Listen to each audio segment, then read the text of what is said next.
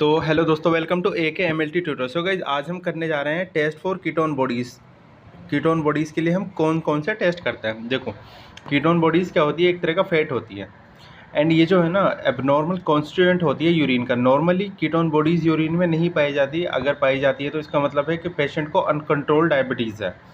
Okay guys, तो ketone bodies are usually absent in urine. Ketone bodies जो होती है ना वो यूरिन में एब्सेंट होती है। देखो, हम जो टेस्ट करते हैं ना कीटोन बॉडीज़ के लिए, इंपॉर्टेंट है यार, याद रखना, बहुत ज़्यादा एग्जाम में आया हुआ, बहुत बार आ चुका है। रोथरास टेस्ट करते हैं, रिएजेंट स्ट्रिप टेस्ट करते हैं और दो टेस्ट और करते हैं। तो यहाँ पे जो इंपॉर्टेंट है ना, रोथरास टेस्ट और रिएजेंट स्ट्रिप टेस्ट, ये मैंने ले लिए। तो यार इसके बाद हम देखते हैं रोथरास टेस्ट। तो Rothera's test is a chemical test used to detect the presence of ketone bodies. Rothera's test क्या होता है, केमिकल टेस्ट होता है and used to detect the presence of ketone bodies. और इसका जो यूज़ होता है ना वो कीटोन बॉडी की प्रेजेंस को, कि यूरिन में कीटोन बॉडीज़ प्रेजेंट है यानी उसको डिटेक्ट करने के लिए रोथरास टेस्ट का हम यूज़ करते हैं। कीटोन बॉडीज़ कौन कौन सी है, जैसे एसीटोन एंड एसिटिक एसिड, ये कीटोन बॉडीज़ होती है, यूरिन में पाई जाती है एबनॉर्मल कंडीशन में। ओके गाइज, तो मैंने आपको यहाँ तक तो क्लियर है ना कि रोथरास टेस्ट केमिकल टेस्ट होता है जिसका जो यूज़ होता है ना वो कीटोन बॉडीज़ को डिटेक्ट करने के लिए किया जाता है यूरिन में। और कीटोन बॉडीज़ कौन कौन सी होती है, एसीटोन और एसिटिक एसिड, और भी होती है। तो अब हम देखते हैं इसका प्रिंसिपल। तो देखो यार, एक बात मैं आपको समझा दूँ, अगर हमारे यूरिन में कीटोन बॉडीज़ प्रेजेंट है तो वो क्या करेगी, जैसे कि ये है कीटोन बॉडीज़ कौन कौन सी होती है, एसिटोएसिटिक एसिड और एसीटोन है, वो रिएक्ट करती है नाइट्रोप्रोसाइड से एल्कलाइन सॉल्यूशन में to form a purple colour complex और पर्पल कलर रिंग। देखो अभी अच्छे से समझो, ये हमने टेस्ट ट्यूब ले ली और यहाँ पे ये यूरिन फिल कर दिया, ठीक है गाइस। तो अगर यहाँ पे कीटोन बॉडीज़ प्रेजेंट है, एसीटोन या एसिटिक एसिड, तो ये किससे रिएक्ट करेगा, नाइट्रोप्रोसाइड से ये रिएक्ट करेगा और उससे क्या होगा, एक पर्पल कलर की रिंग बन जाती है या पर्पल कलर का कॉम्प्लेक्स बन जाता है इस तरह का। देखो, तो इसका मतलब ये है कि अगर पर्पल कलर की रिंग बन गई कि टेस्ट पॉजिटिव है, ये रोथरास टेस्ट पॉजिटिव है और जो कीटोन बॉडीज़ है वो हमारे यूरिन में प्रेजेंट है। ओके गाइस, ये इसका प्रिंसिपल ही इस तरह ये देखते हैं हम इसे। अभी मैं आपको और अच्छे से दिखाता हूँ।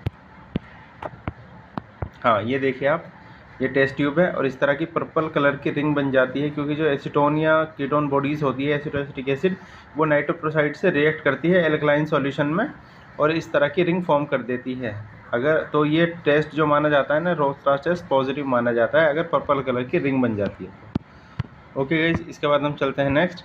अब हम देखते हैं रोथरास टेस्ट में कौन कौन से रिएजेंट्स होते हैं। तो सबसे पहला होता है अमोनियम सल्फेट, दूसरा होता है सोडियम नाइट्रोप्रोसाइड, थर्ड होता है लिक्विड अमोनिया, लिक्विड फॉर्म में होता है, इसे हम अमोनियम हाइड्रोक्साइड भी बोलते हैं। ओके गाइज, एंड ये जो होता है ना लिक्विड अमोनिया, लिक्विड फॉर्म में होता है। अब इनके सबके हम फंक्शन भी देखें, कौन ये जो अमोनियम सल्फेट है क्या काम करता है, नाइट्रोप्रोसाइड क्या काम करता है और लिक्विड अमोनिया क्या काम करता है, सबके हम फंक्शन भी अभी देखने वाले हैं। तो अभी हम देखते हैं प्रोसीजर इसका क्या होता है। तो सबसे पहले take 5 ml of urine in a test tube.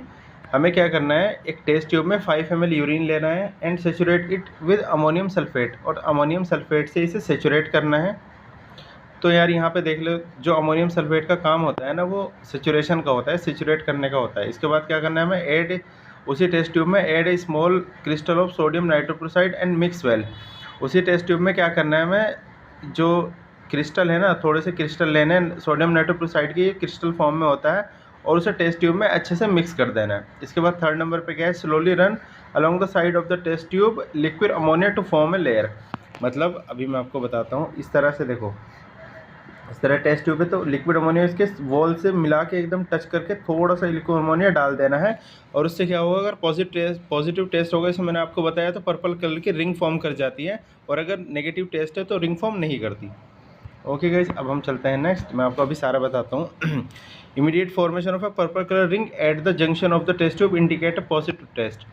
मतलब अगर यहाँ पे इमीडिएट एकदम से फॉर्मेशन हो जाती है, थोड़ी देर बाद नहीं देखना, इमीडिएट रिएक्शन देखनी है, पर्पल कलर की रिंग बन जाती है, तो ये एक पॉजिटिव टेस्ट माना जाता है। इसका मतलब है कि यूरिन में जो कीटोन बॉडीज़ है वो प्रेजेंट है। देखिए यहाँ पे ये जो पर्पल कलर की रिंग बननी है, इससे आप देख सकते हैं, ये टेस्ट भी मैंने किया हुआ है।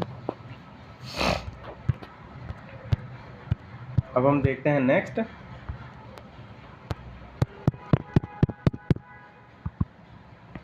हाँ, तो हम देखते हैं reagent strip test for ketone bodies. Ketone bodies के लिए रिएजेंट स्ट्रिप टेस्ट भी होता है। वो देखते हैं। तो it can detect little as 5 mg/dl of acetoacetic acid in urine. मतलब रिएजेंट स्ट्रिप टेस्ट में हमको ज़्यादा बड़ा अमाउंट हम मतलब डिटेक्ट नहीं कर सकते, 5 mg/dl हम डिटेक्ट कर सकते हैं सिर्फ किसका, एसिटोएसिटिक एसिड का। ओके गाइस, तो अगर देखो अगर कीटोन बॉडीज़ प्रेजेंट है तो कीटोन बॉडीज़ में हम ले लेते हैं एग्जांपल एसिटोएसिटिक एसिड का, और जो प्लस ये किससे रिएक्ट करेगा, नाइट्रोप्रोसाइड से। नाइट्रोप्रोसाइड क्या होता है, जो रिएजेंट स्टिप एरिया होता है ना, उसमें ये रिएजेंट हम ऐड करते हैं सोडियम नाइट्रोप्रोसाइड। ओके गाइस, तो ये एल्कलाइन मीडियम में क्या करेगा, पर्पल कलर और मेजेंटा कलर कॉम्प्लेक्स बना लेगा और सेम इसी तरह का कलर आएगा। मैं आपको अभी दिखाता हूँ, यहाँ पे आप देख सकते हैं ये यहाँ पे हम क्या करते हैं, सोडियम नाइट्रोप्रोसाइड को ऐड कर देते हैं। Reagent area of the strip is impregnated with sodium nitroprusside. तो देखो यहाँ पे अगर इस तरह का कलर हुआ तो मतलब यूरिन में जो कीटोन बॉडीज़ है वो ट्रेस में प्रेजेंट है। इस तरह का कलर हुआ तो स्मॉल में प्रेजेंट है। इस तरह का कलर हुआ तो मॉडरेट है। इस तरह का कलर हुआ और इस तरह का कलर हुआ तो ये लार्ज कैटेगरी में आता है। ठीक है गाइस, आप समझिए किस तरह का काम करता है। एक नोट देख लीजिए, beta butyric acid is not detected by reagent strip. देखो ये क्या होता है, बीटा हाइड्रोक्सी ब्यूटायरिक एसिड एक कीटोन बॉडीज़ होती है, तो ये रिएजेंट स्ट्रिप में डिटेक्ट नहीं होती है। ओके गाइस, तो अभी हम देखते हैं reagent area of the strip is impregnated with sodium nitroprusside. जो रिएजेंट एरिया होता है ना, यहाँ पे ये रिएजेंट एरिया, तो यहाँ पे हम क्या करते हैं, सोडियम नाइट्रोप्रोसाइड ऐड कर देते हैं, इसलिए मैंने इसे हाईलाइट किया है। और इस तरह हम डिटेक्ट कर लेते हैं कीटोन बॉडीज़ को। ये देख लीजिए आप, इस तरह अगर कलर हुआ, यहाँ पे देखो सुनो, यहाँ पे हम क्या करते हैं, जो सोडियम नाइट्रोप्रोसाइड है ना उसको इम्प्रेग्नेटेड कर देते हैं, ऐड कर देते हैं। तो जब वो रिएक्ट करेगा तो अगर पॉजिटिव है तो इस तरह कलर देगा, और अगर नहीं है तो सेम कलर रहेगा, कोई बदलेगा ही नहीं। और इस तरह से ये कलर्स बदलता जाता है। और यहाँ पे हम देख सकते हैं अगर इस तरह का है, लार्ज, मॉडरेट, स्मॉल, ट्रेस और नेगेटिव। अभी हम चलते हैं नेक्स्ट। हाँ, तो देखो प्रोसीजर इसका यही होता है कि ये एक टेस्ट ट्यूब हो गई, इसमें हमने यूरिन ले लिया। अब ये स्टिप है, यहाँ पे स्टिप लेंगे, यूरिन में डिप करेंगे, टिश्यू पेपर से एक्सेस जो यूरिन आ जाता है उसको हटाएंगे। फिर उसके बाद हम देख लेंगे कंपेयर करके, जो कलर चार्ट दे रखा है ना, कंपेयर करके इस तरह का है, ट्रेस, स्मॉल, मॉडरेट, लार्ज। तो ये यहाँ पे जो आ रहा है ना, लार्ज कैटेगरी में आ रहा है, ये यहाँ पे देख सकते हैं आप। अभी हम चलते हैं नेक्स्ट। अब कुछ इंपॉर्टेंट पॉइंट्स देख लेते हैं कीटोन बॉडीज़ के बारे में। तो ketone bodies in urine indicate uncontrol diabetes. अगर हमारे यूरिन में कीटोन बॉडीज़ प्रेजेंट है, उसका मतलब क्या है कि पेशेंट को अनकंट्रोल डायबिटीज़ है। इसमें एक चीज़ और नोट करने वाली है, when there is not enough insulin. जब हमारी बॉडी में इनफ इंसुलिन नहीं बनता, इनफ इंसुलिन नहीं होता। इंसुलिन कहाँ से बनता है, पैनक्रियाज में बनता है। पैनक्रियाज में एक एरिया होता है, आइलेट्स ऑफ लैंगरहैंस, उस पर अल्फा सेल्स ग्लूकागोन रिलीज़ करती है, बीटा सेल इंसुलिन रिलीज़ करती है, और डेटा सेल्स भी होती है। तो जो इंसुलिन रिलीज़ होता है वो बीटा सेल से होता है। ओके गाइस, तो हाँ, यहाँ पे हम तो इस टॉपिक पर वापस आते हैं। When there is not enough insulin, जब हमारी बॉडी में इनफ इंसुलिन नहीं होता, इन दिस कंडीशन, इस कंडीशन में our body is unable to use sugar for energy. Sugar का किस चीज़ में यूज़ किया जाता है, एनर्जी के लिए। तो इस कंडीशन में क्या होगा, हमारी बॉडी जो है ना शुगर को यूज़ नहीं कर पाएगी एनर्जी में। तो जब एनर्जी में यूज़ नहीं कर पाएगी, when the body start to burn fat for energy, body क्या करेगी, जो हमारी बॉडी में ऑलरेडी डिपॉजिट फैट है उसको बर्न करने लग जाएगी एनर्जी की यूज़ के लिए। तो उसमें क्या होगा, एक group of ketone molecules produce, ketone molecules का एक ग्रुप हमारी बॉडी प्रोड्यूस करने लग जाती है। ओके गाइस, अभी हम चलते हैं next. There are 3 types of ketone bodies. Ketone bodies जो होती है ना वो 3 तरह की होती है। एसिटोएसिटिक एसिड, सेकंड है बीटा हाइड्रोक्सी ब्यूटायरेट, और थर्ड है एसीटोन। ठीक है, इस तो 3 तरह की ये कीटोन बॉडीज़ होती हैं। अभी आप एक चीज़ समझिए, this combination make our blood acidic which can change the normal function of internal organ like liver, kidney and brain. ये बहुत समझने वाली बात है। हम कीटोएसिडोसिस की बात कर रहे हैं यहाँ पे। जब हमारे ब्लड में ग्लूकोज की मात्रा इंक्रीज हो गई, कीटोन बॉडीज़ भी यूरिन में प्रेजेंट है, तो ये एक ऐसा कॉम्बिनेशन है जो कि ब्लड को एसिडिक बना देता है। एसिडिक एनवायरनमेंट वहाँ पे हो जाएगा और ब्लड को हमारे एसिडिक बना देगा। एंड इस कंडीशन को कीटोएसिडोसिस कहते हैं। बहुत खतरनाक कंडीशन है यार, लोग इसमें पेशेंट कोमा में भी चले जाते हैं। तो कीटोएसिडोसिस कंडीशन में हमारे लीवर, किडनी, ब्रेन सही से फंक्शन ही नहीं कर पाते। इस कंडीशन में पेशेंट कोमा में भी जा सकते हैं, ऐसा मैंने आपको बताया। ठीक है यार, ये थी थ्योरी। तो बहुत ही ख़तरनाक कंडीशन है कीटोएसिडोसिस। अभी इसके बारे में अभी आगे पढ़ेंगे। तो अभी हम चलते हैं नेक्स्ट। तो अभी हम कुछ इंपॉर्टेंट टर्म्स देखते हैं। तो कीटोनूरिया क्या होता है? कीटोनूरिया होता है high amount of ketone bodies in urine. जब यूरिन में high amount of ketone bodies पाई जाती है तो उसे कीटोनूरिया बोलते हैं। अब आता है कीटोनेमिया। कीटोनेमिया क्या होता है? High concentration of ketone bodies in blood. जब ब्लड में हाई कॉन्सेंट्रेशन हो जाती है ना कीटोन बॉडीज़ को, उस टर्म को हम बोलते हैं कीटोनेमिया। अभी हम चलते हैं नेक्स्ट। थर्ड आता है कीटोएसिडोसिस। तो कीटोएसिडोसिस क्या होता है?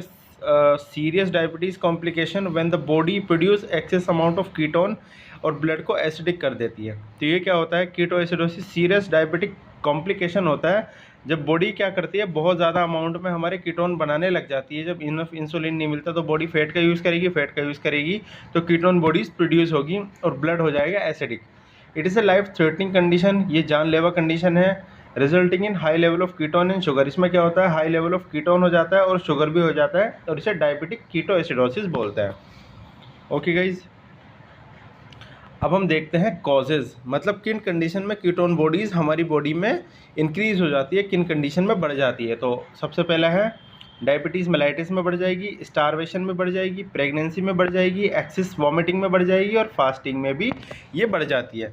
तो यार ये था सारा कुछ जो हमने डिस्कस किया। बहुत ज़्यादा इंपॉर्टेंट है, अच्छे से पढ़ लेना, क्योंकि एग्ज़ाम, कोई भी एग्ज़ाम हो यार, मेन एग्ज़ाम, सारा जितना भी एग्ज़ाम होता है, जैसे हमारा ग्रुप 5 MP हो गया, MCRE हो गया, या DMLT कर रहे हैं, BMLT कर रहे हैं, BSc MLT कर रहे हैं, BMLS कर रहे हैं, तो उन सब में ये सब बहुत ज़्यादा इंपॉर्टेंट है। और स्पेशली यूरिन से तो 4 से 5 क्वेश्चन आने ही होते हैं।